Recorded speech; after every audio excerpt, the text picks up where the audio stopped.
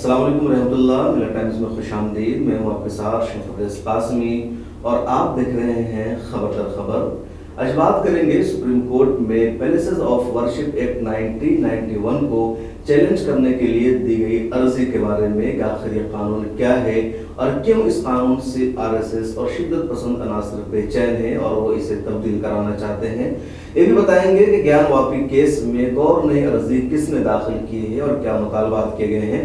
आखिर में बताएंगे कि अमेरिका में बेगुनाहों को मारने वाला 18 साल लड़का कौन है और क्यों उसने दहशतगर्दाना हमला किया है।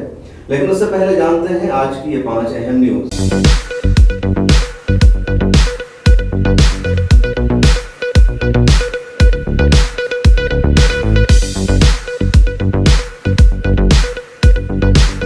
कांग्रेस के सीनियर लीडर और मशहूर वकील कपिल सिब्बल ने कांग्रेस छोड़कर समाजवादी पार्टी ज्वाइन कर लिया है। समाजवादी ने उनको राज्यसभा का उम्मीदवार भी बनाया है। उनके अलावा समाजवादी पार्टी ने अखिलेश यादव की बीवी डिंपल यादव और जावेद अली खान को भी उम्मीदवार बनाया है। आंध्र प्रदेश में एक जिला का नाम बदलने को लेकर शदीद एहतजाज हो रहा है। सरकार कोनसीमा जिला का नाम बदलकर BR अम्बेडकर कोनसीमा रखना चाहती है, जिसके खिलाफ पुरतशद्दुद एहतजाज वहां जारी है। पिछली रात वजीर ट्रांसपोर्ट के घर को भी मुजाहिरीन ने आग के हवाले कर दिया था। 20 पुलिस एहलकारों के जख्मी होने की भी इत्तलात हैं। ज्ञान वापी मस्जिद के बाद मस्जिदों को मंदिर में तब्दील करने और वहां मूर्तियां होने का दावा लगातार बढ़ता जा रहा है। अब कर्नाटक के बेंगलुरु की जामा मस्जिद के नीचे एक हिंदू मंदिर जैसा तामीराती खाका बरामद होने का दावा किया गया है। हिंदू तंजीमों ने वहां पूजा करने की इजाजत और सर्वे कराने की मांग की है। इलाके में हालात कशीदा देखकर दफा 144 नाफिज कर दी गई है। दफा 144 का नफाज मस्जिद के 500 मीटर के दायरे में 26 मई की सुबह 8 बजे तक रहेगा। मुतनाज़ा मकाम पर भारी तादाद में पुलिस एहलकारों को भी तैनात कर दिया गया है। अफगान तालिबान ने अनकरीब मुत्तहिदा अरब इमारात के साथ एक माहदे को हतमी शक्ल देंगे, जिसके तहत अफगानिस्तान में हवाई अड्डों का इंतजाम इमारात को सौंप दिया जाएगा।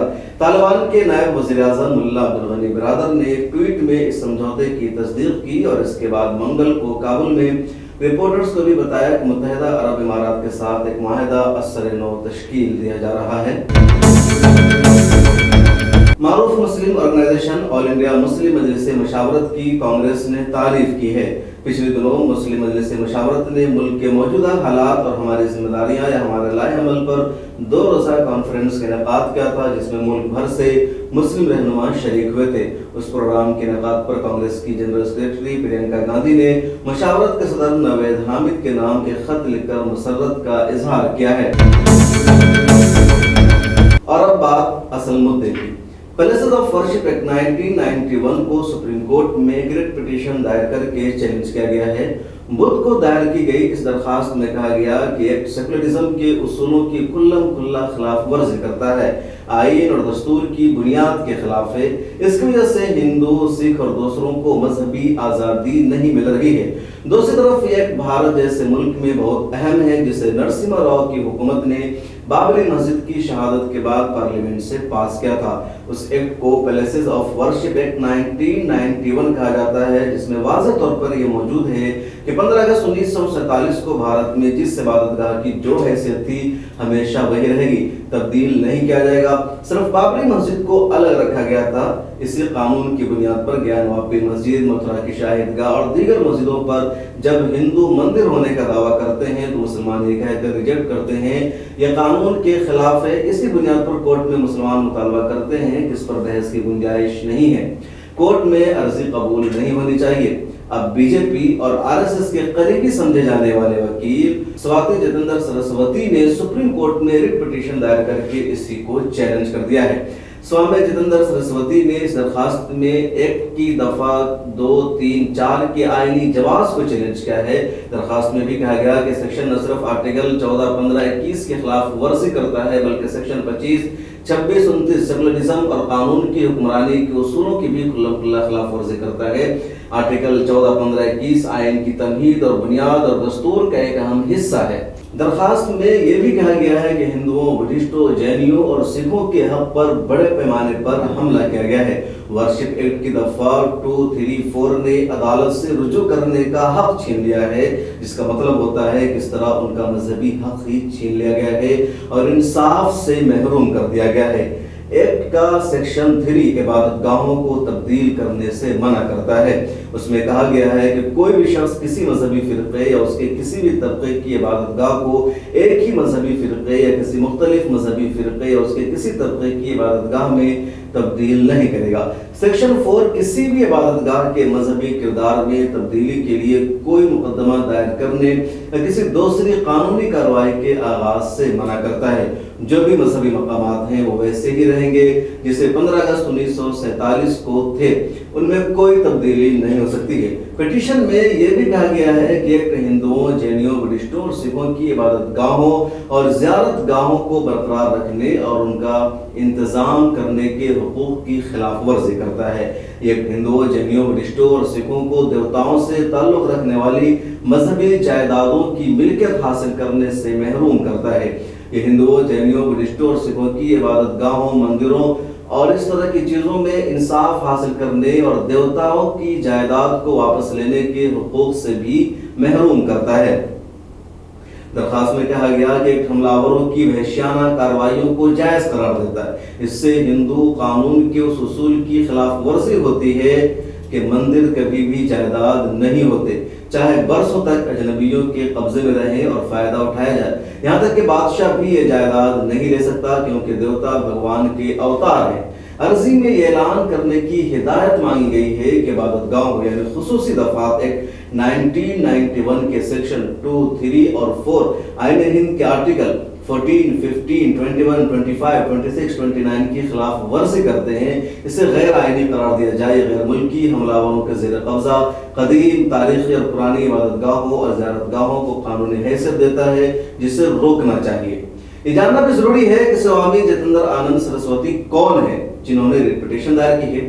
سوامی جتیندر آنند سرسوتی کا تعلق گورکھپور سے ہے۔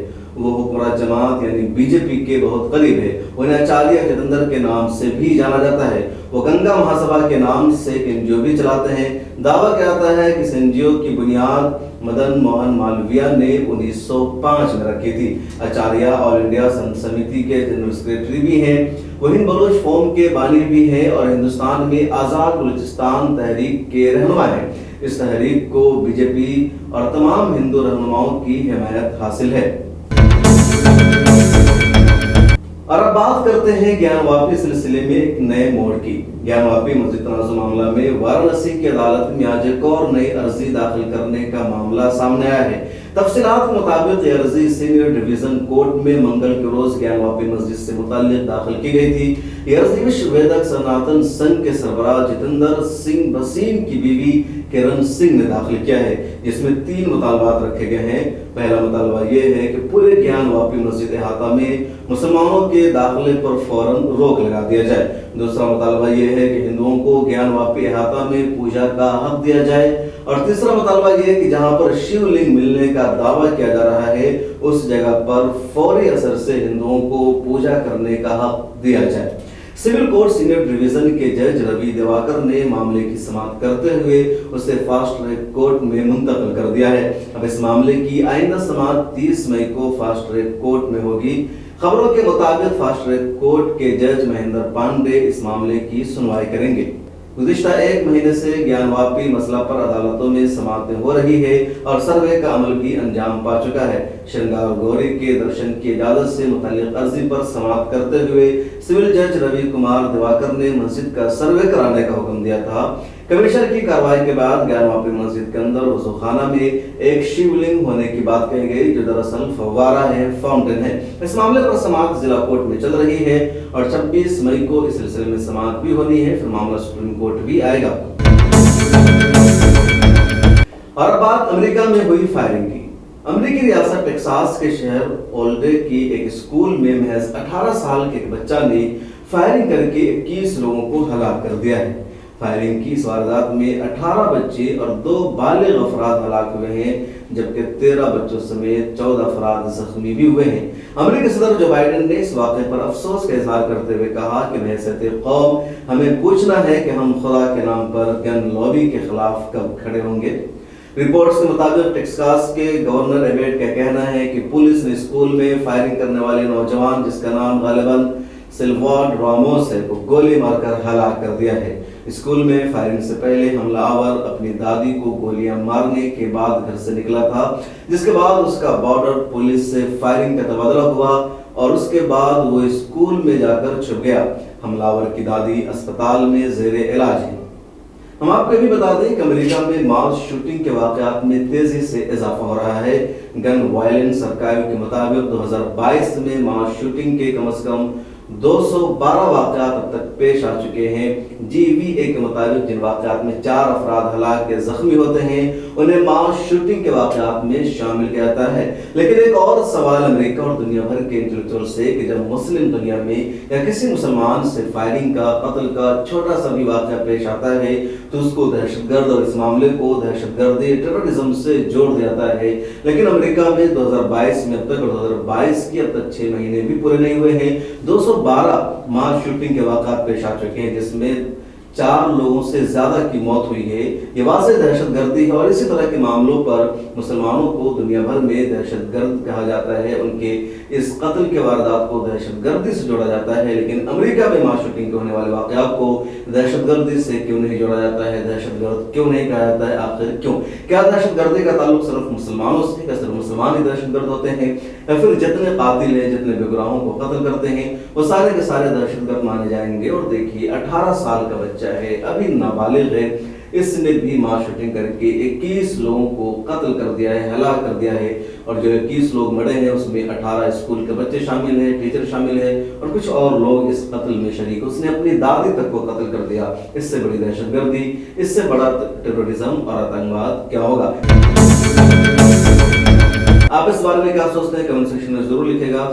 خبر میں آج اتنا ہی، پھر ملاقات ہوگی اگلے دن۔ آپ سے ریکویسٹ ہے کہ ہمیں اپنا سجیشن دیجیے کہ اور کس طرح کی خبروں کو اس پروگرام میں ہمیں شامل کرنا چاہیے۔ ملر ٹائمز کو فائنینشلی سپورٹ کیجیے اور سوشل میڈیا کے سبھی پلیٹ فارم پر ہمیں فالو کیجیے۔